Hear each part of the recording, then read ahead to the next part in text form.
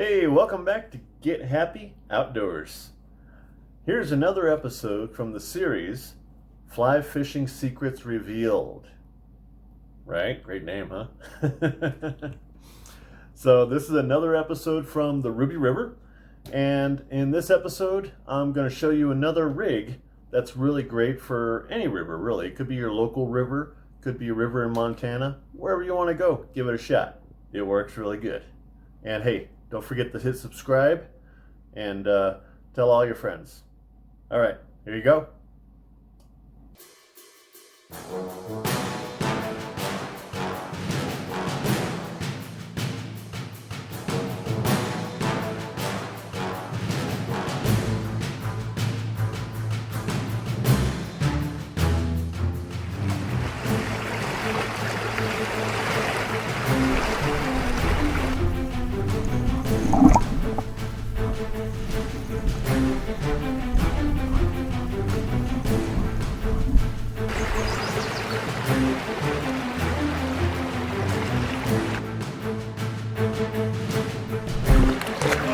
Finally got to the surface.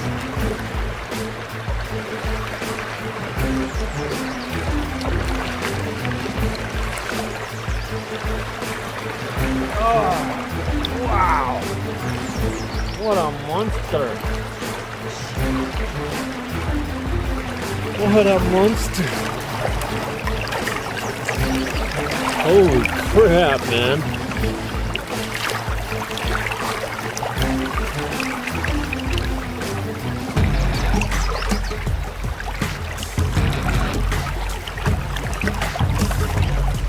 Freaking monster. Look at this guy. Look at the belly on him and everything, man.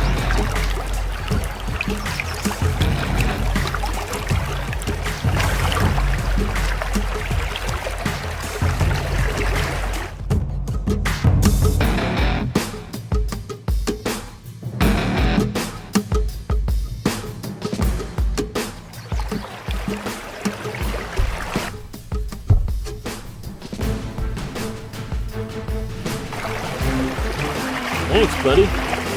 You're awesome.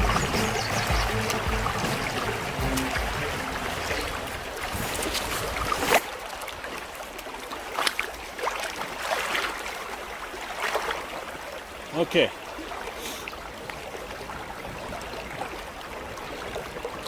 Now, we're on the Ruby River, right below the Ruby Reservoir Dam. So this is the tailwater of the Ruby River. What we're going to do is we're going to show you the kind of setup that you need, or that you can try when you're out here, because the water is really shallow right now. So if you do your traditional, weight up here and then fly 16 inches below that, you're going to get snagged up a lot on the rocks and everything. You're going to pick up a lot of grass. So what we've done is we've switched up our rig a little bit, and we've actually put the weight on the very bottom. What I call like a pendulum kind of a rig. The weight is at the very end of your line, then about 16 inches up is fly number 1, okay? And then about 14 inches up higher than that is fly number 2. So that's what we've got. We've got 2 flies. I don't normally fish 2 flies, but in order to show you guys how you'll be most successful, this is what you'll want to do. So anyways, really shallow water.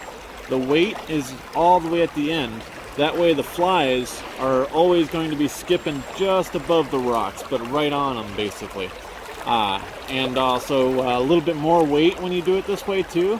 Kind of holds the flies up a little bit in the current. Kind of makes them pause a little bit more. And when they pause, that's when the fish hit them. So it's really a lot of fun. So we're going to show you how this works.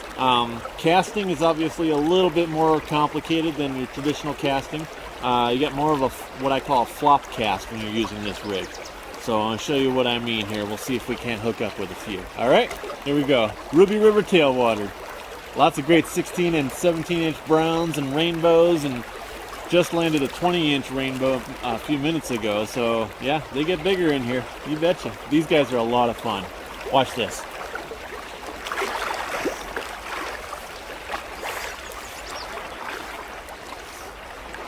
So load your line with energy by allowing it to just kind of, the current to just pull it downstream from you without it actually going to the bottom, of course. So you're loading your line and then you're flopping it up.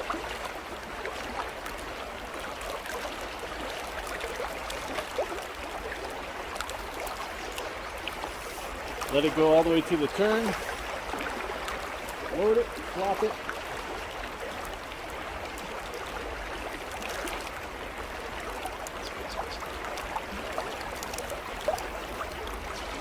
Alright, load it, flop it.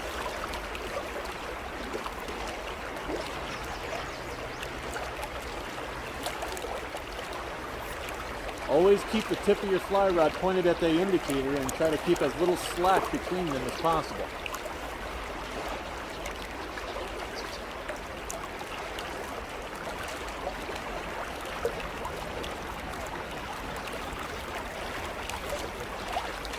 On the Ruby River, your best results are usually really close to shore, like within rod's length from the actual shore. Even though it looks too shallow for big fish to be in, that's where you're going to get most of your fish. Of course, we got a nice riffle out here. This doesn't even get more than a foot deep. So this is a really good one to fish all the way across, and inside, outside, everywhere.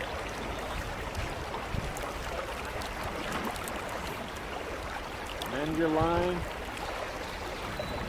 Try not to get too much drag on it. Drop it.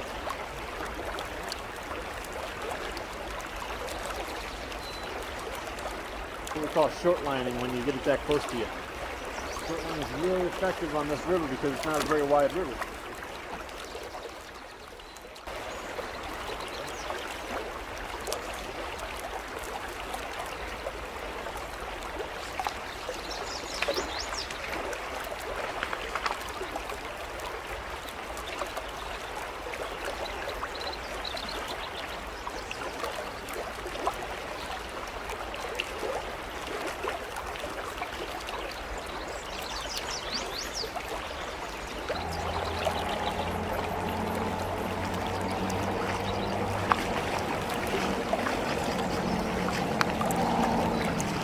There we go.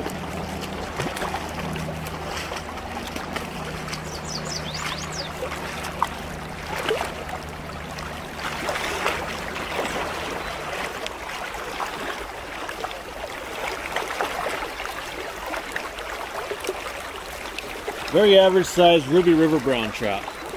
That's what we call catch and release too right there, by the way. So yeah, it's that easy. You know, it took me maybe 8 minutes to get that hook up from the beginning of this demonstration. So you can see that the rig up really works. It's a little bit more difficult to use. If you want to, by all means, what I actually prefer to use, I'm just showing you guys what might be easiest for you to use. But what I prefer to do is instead of having the weight at the very bottom over here, and then the two flies up 16 inches apart after that, I prefer to have a fly at the bottom and a weight up about 16 inches away from the bottom fly, and then about 16 inches up from that weight, another fly. So we've got a fly above the weight and a below the weight. And that seems to work really good on the Ruby as well. You do get a little, you do get snagged up more often, of course, but it works and it's great. I mean, it puts both flies down in their range. I actually use that technique. I call it a teaser rig, where when the weight's up here, they're always going to see this fly first, the upper fly first. And whether or not they want it, you know, they might miss it. They might, you know, they might actually want it, but they're just not quick enough to go run up there and grab it. But now you've got them looking, and then your second fly comes down afterwards, after the weight does, and they hook up on that one a lot of the time. So it's a really good rig. It works really well. So either way, really good rigs. This time, as you can see, we're using weight on the bottom, two flies up from that. But yeah, as you can see right there, we just hooked up two of them within 8 minutes, and you know, it works great. Your average brown trout and rainbow trout in this river are going to be around 15 to 16 inches, and a hefty 15 inches though, not just a little tiny 15 inches. I mean, the 15 inches will fight like a 20 inch or someplace else. You know, they're really, really feisty trout. They're really healthy, a lot of fun. But majority of the ones you catch will be around 16 inches. 15, 16, and you get the occasional 20-incher or 21, 22. So that's a lot of fun when you hook up with those guys. But hope this helps.